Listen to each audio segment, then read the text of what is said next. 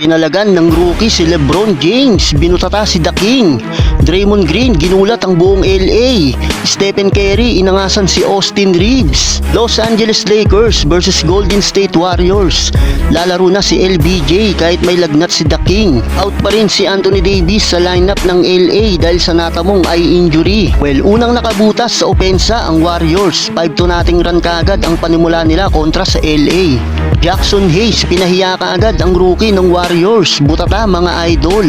Matapos niyan sumagot ang Lakers led by Austin Reeves, kumana ng isang tres at first buckets mula kay LeBron. Nagkasagutan ng tres ang both teams at walang gustong magpaiwan sa talaan. Halfway mark ng quarter, may total of 8 points na si Thompson habang may 7 points naman si LBJ para sa LA. Heto naman mga idol, Stephen Curry, wild long 3-pointer, sumabay pa si AR-15, nakakuha pa ng foul si Curry. Inangasan pa ng 2-time MVP ang Lakers at si Austin Reeves. Nakuha na rin ng Warriors ang kalamangan. Klay Thompson, mainit ang shooting beyond the arc.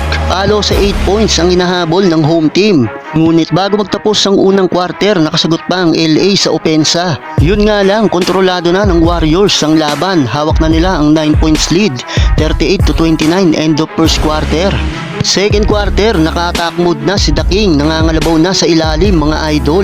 Isang long 3-pointer naman ang binitawan ni D'Angelo Russell mula sa assist ni LBJ. Butata naman ang inabot ni The King mula sa rookie ng Warriors na si Trayce Jackson Davis. Halfway mark, gumawa ng 16-2 nating run ang Warriors, kung saan lahat ng kinana nilang puntos ay nanggaling lahat sa tres. May 69% shooting beyond the arc ang Dubs sa quarter na ito. Draymond Green, 5 of 5 shooting mula sa 3-point area. Halos ayaw sumablay mga idol. Pagana sa double digits ang inahabol ng Lakers. Nagpaulan ng tres ang Warriors mga idol. Hype na rin si Draymond. Well, nakasagot pa naman ang Lakers under a minute. Austin Reeves, back-to-back jumper mula sa 3-point area.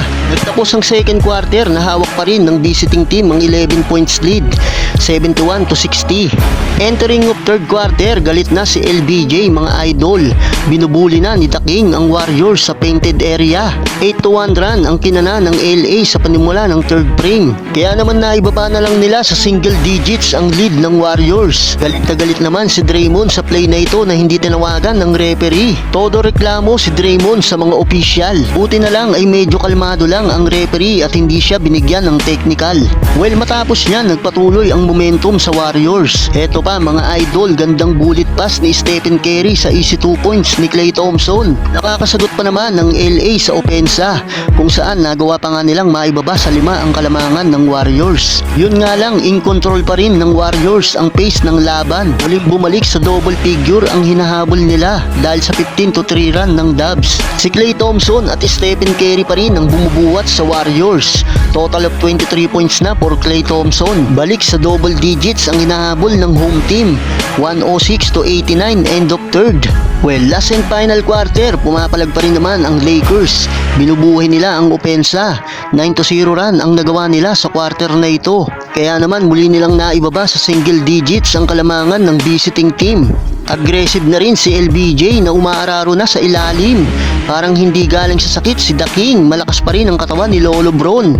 Nasa momentum na sana ang LA. Pamatay sunog naman ang tres na binitawan ni Stephen Curry. Well, pinilit pa namang pumalag ng Lakers hanggang sa dulo. Yun nga lang, hindi na rin nila nagawa pang maibaba ang malaking kalamangan ng Warriors. Kaya sa uli ay hindi na rin nila kinaya, kaya nakuha na ng Golden State Warriors ang panalo. Final score 134-120. Well, maikling update lang sa naging laban ng Milwaukee Bucks at Boston Celtics mga idol. Nakakatakot ang nangyari kay Giannis mga idol, bigla na lang napaupo. Nadali pa yata ng non-contact injury si The Greek Freak. Halos mapadasal ang mga fans dahil sa nangyari. Kung kailan malapit ng playoff saka pa nadali ang main superstar nila. Well, panalo ang Milwaukee Bucks kontra sa Boston Celtics.